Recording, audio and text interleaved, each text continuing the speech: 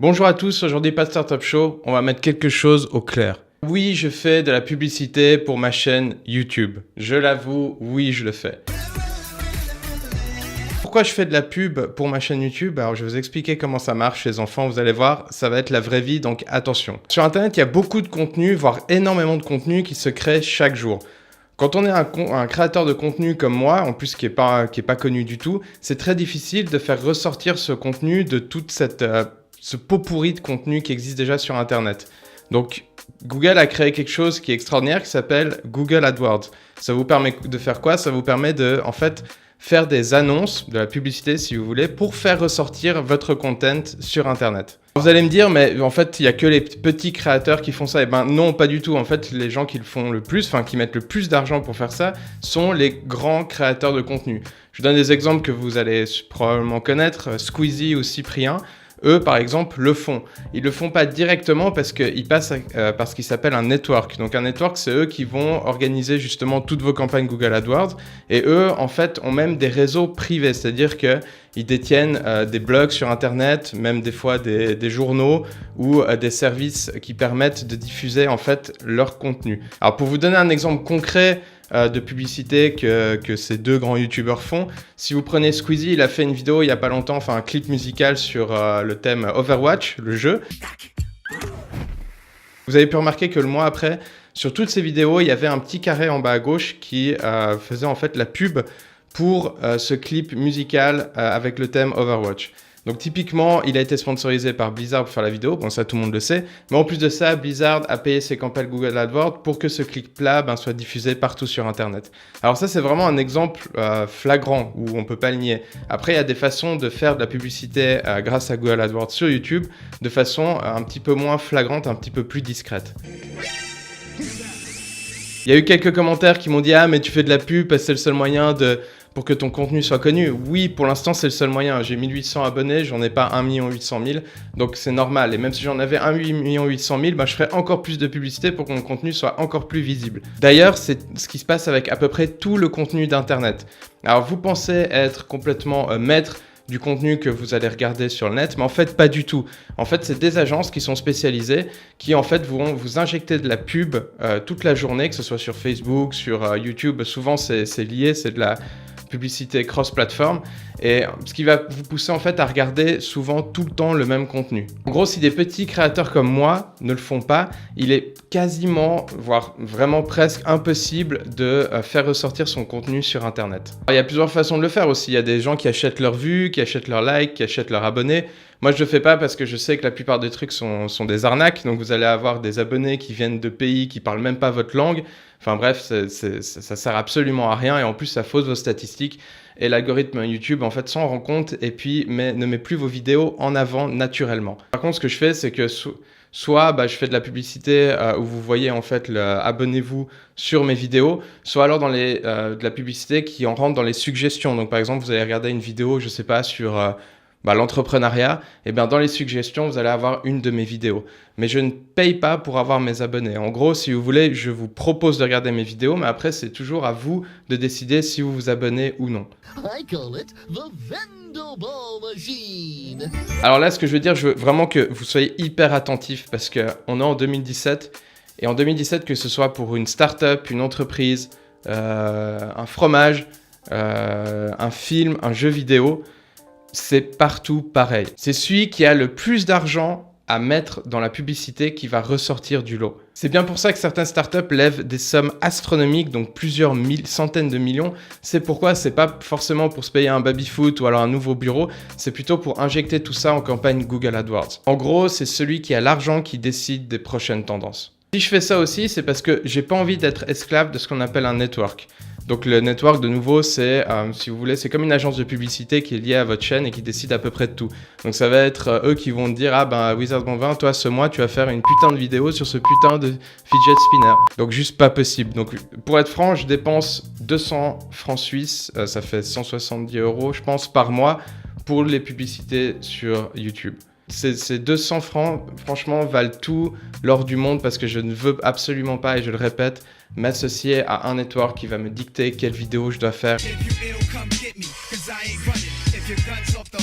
Il y a aussi eu d'autres critiques qui m'ont dit que j'étais un peu lent dans mes vidéos, peut-être pas assez dynamique. Alors déjà, je prends en compte ces critiques, hein. Tout de suite, je suis pas dans la négation. Merci pour vos commentaires.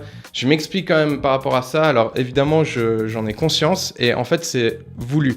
Alors c'est voulu pourquoi? Parce que je sais que la tendance des youtubeurs, c'est plutôt de hurler, de crier, de se rouler par terre, de roter, de péter. Mais personnellement, c'est pas du tout mon style. It's a really good game. Même dans la vie réelle. Enfin, surtout dans la vie réelle, heureusement. Moi, mon but de mes vidéos, c'est de vous transmettre en fait quelque chose qui est réel, quelque chose qui peut vraiment vous apporter quelque chose et qui peut peut-être vous faire réussir dans la vie. Comment voulez-vous que je vous explique, par exemple, comment trouver des investisseurs ou comment lever des millions de francs si je vous rote à la gueule en permanence et je hurle tout le temps? C'est juste pas possible. Imaginez-vous, on est en train de, je sais pas, on se connaît pas en plus, donc on se donne rendez-vous dans un café, on boit un café, et tout d'un coup, pendant qu'on parle, ben, je vous rote à la gueule, et puis je pète, c'est juste pas possible. Je fais une petite parenthèse, si vous êtes en négociation avec quelqu'un et que cette personne, elle hurle, elle parle fort, voire elle crie, vous savez que vous avez gagné la négociation parce que les gens qui font ça, normalement, ont pas du tout confiance en eux. Donc si vous tombez sur une personne comme ça en négociation, vous pouvez vous frotter les mains. Si je mets pas beaucoup de cuts aussi pendant mes montages, c'est pour que en fait, mes vidéos ressemblent moins à des vidéos, mais ressemblent plus à des cours que je peux donner à l'extérieur.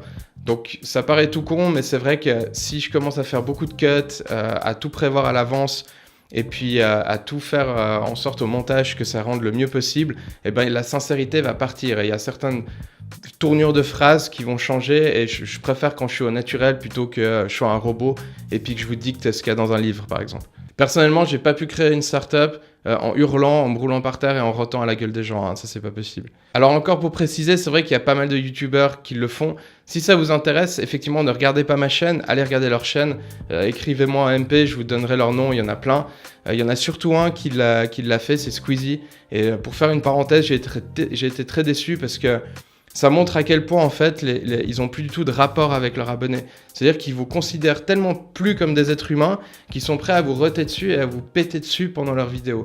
Alors, je sais qu'ils le font pas qu'ils le font pas vraiment intentionnellement, que c'est juste qu'ils se rendent plus compte qu'il y a vraiment des gens réels qui regardent ça.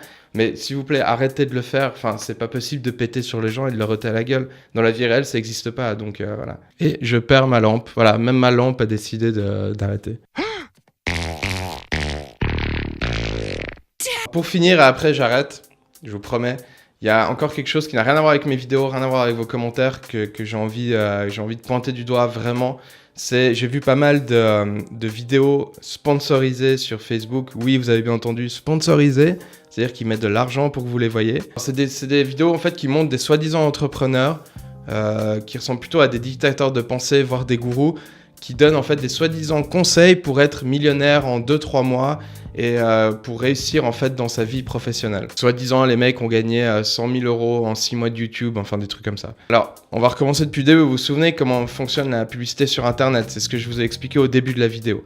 Et ben, vous reprenez ça et vous l'appliquez en fait pour ce concept-là. C'est le plus gros foutage de gueule du net. C'est-à-dire que moi, je suis une agence de publicité. Ce que je vais faire, c'est que je vais prendre un mec au hasard ou une fille au hasard et puis je vais lui dire, toi, tu vas devenir un entrepreneur ultra connu et tu vas vendre des e-books, et tu vas vendre des solutions pour que les gens gagnent des millions sur Internet.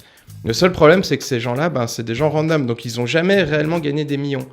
Donc en fait, leur méthode, c'est des trucs soit pompés dans des livres, soit des trucs complètement bidons. Soit alors, c'est des vidéos où en fait, vous n'avez jamais la réponse. Leur but, évidemment, c'est de vous vendre tous leurs e-books, leurs livres, leurs vidéos et toute leur merde qui ne sert absolument à rien. Donc arrêtez de tomber dans le panneau. Si c'était possible de devenir millionnaire en quelques mois, croyez-moi, le mec, il ferait pas des vidéos sur Facebook. Il ferait que ça et puis il serait sur un yacht aux Bahamas et c'est tout, vous n'entendrez jamais parler de lui. C'est une grosse arnaque, arrêtez de regarder ces vidéos, je vous en supplie, ça me fait vraiment mal au cœur, surtout que je sais qu'il y en a pas mal d'entre vous qui écoutent ces conseils, alors que c'est même pas des conseils réels, hein, c'est rien du tout, et qui pensent que ça peut fonctionner en agissant comme ça, alors que c'est pas du tout le cas. Alors le seul moyen de faire de l'argent, et puis je vais peut-être conclure là-dessus, il n'y a pas 36 solutions, c'est de travailler le plus que vous pouvez, faire des sacrifices et vous donner à fond dans ce que vous faites et surtout d'aimer faire ce que vous faites. C'est tout, il n'y a pas d'autre solution. Le reste... Mais c'est de la merde!